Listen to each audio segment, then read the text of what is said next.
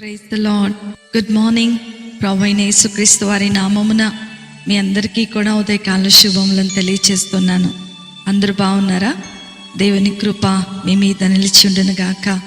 నా ప్రియమైన దేవుని బిడ్డలారా, యేసుతో అనుదిన ఆత్మీయ ప్రయాణం నాతో పాటు కొనసాగిస్తున్నటువంటి నా ఆత్మీయమైన సహోదరి సహోదరులందరికీ కూడా ప్రభు పేరట శుభములను తెలియచేస్తూ ఉన్నాను. ఈ ఉదయకాల సమయము దేవుని మాటలో మనలను ఆదరిస్తుండగా దేవుని స్తోత్రాలు చెల్లిద్దాం, దేవుణ్ణి స్తుతిద్దాం. హల్లెలూయా. నేటి దినవాక్యము ప్రకటన గ్రంథము 3వ అధ్యాయము 21వ వచనము.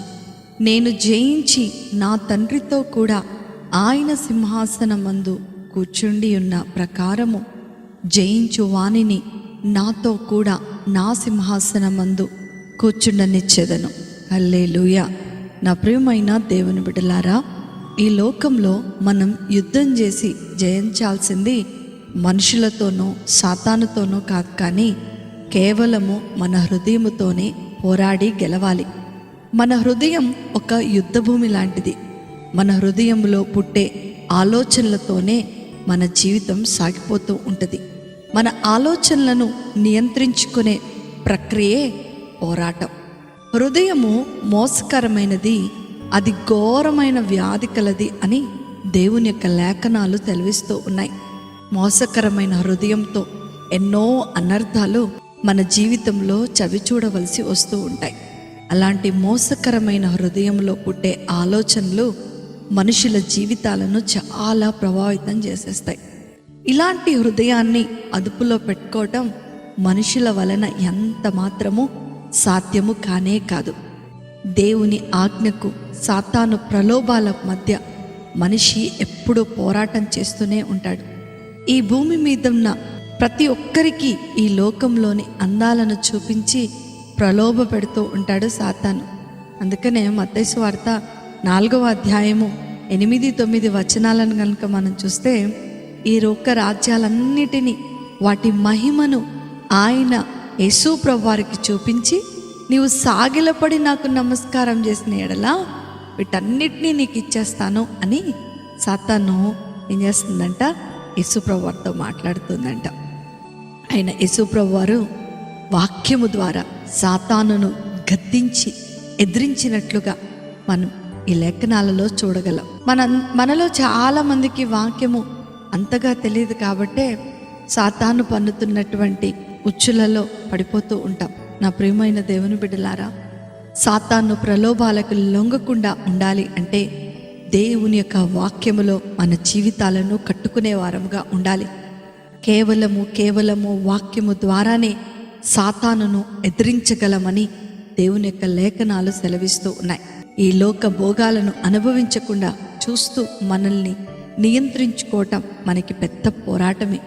యేసు ప్రభువారి యొక్క వాక్యము ద్వారా సాతానును జయించినట్లు మన హృదయాన్ని కూడా వాక్యము ద్వారా జయించాలంటే మనకు వాక్యము తెలిసి ఉండాలి. యేసుతో పాటు ఈరోజు ఆయన సింహాసనము మీద కూర్చుండాలంటే వాక్యము ద్వారా మనము ఈ లోకమును జయించి ఉండాలి. కనుకనే నా ప్రియమైన దేవుని బిడ్డలారా, ఈ లోకంలో జీవించినంత కాలము ప్రార్థనలోను దేవుని యొక్క వాక్యములోను మన జీవితాలను కట్టుకోవాల్సిందే. నేటి దినములలో మనం గమనించినట్లయితే చాలా నిర్లక్ష్యము చేయబడుతుంది దేవుని యొక్క వాక్యమే. ప్రతి ఒక్కరి జీవితాల్లో సమయము లేదు అని మాట్లాడుతూ ఉంటారు. కానీ ఉదయకాల సమయంలో ఆయన సింహాసనమందు కూర్చుండాలి అంటే మనము జయించు వారముగా ఉండాలి. మనము జయించే వారముగా ఉండాలి అనంటే దేవుని వాక్యము మనలో ఉండాలి. అప్పుడే అపవాది అయినటువంటి సాతానును మనము ఎదిరించగలం, గద్దించగలం. కాబట్టి ఈ రోజు నుంచి దేవుని వాక్యముతో మన జీవితాలను కట్టుకుందాం. నూతనమైనటువంటి బలమును, చెప్పబడినటువంటి వాగ్దానమును స్వతంత్రించుకుందాం. అట్టి కృప, ధన్యత, ఆశీర్వాదము వాక్యం వింటున్న దేవుని పిల్లలైన మీ అందరికీ అనుగ్రహించునుగాక. ఆమేన్. ప్రార్థన చేసుకుందామా? మమ్మలను మిక్కిలిగా ప్రేమించిన మా ప్రియ పరలోకపు తండ్రి యేసు స్వామి, ప్రభువా, ఈ లోకంలో జీవించినంత కాలము సాతాను ప్రలోభాలకు లొంగిపోకుండా ఈ లోకాన్ని జయించిన మీతో పాటు మీ సింహాసనంపై కూర్చుండే భాగ్యాన్ని మాకు అనుగ్రహించమని ప్రార్థన చేస్తున్నాం. అనుదినము అనుక్షణము పరిశుద్ధమైన జీవితాన్ని మేము జీవించినట్లుగా మీరు మాకు సహాయం చేయండి.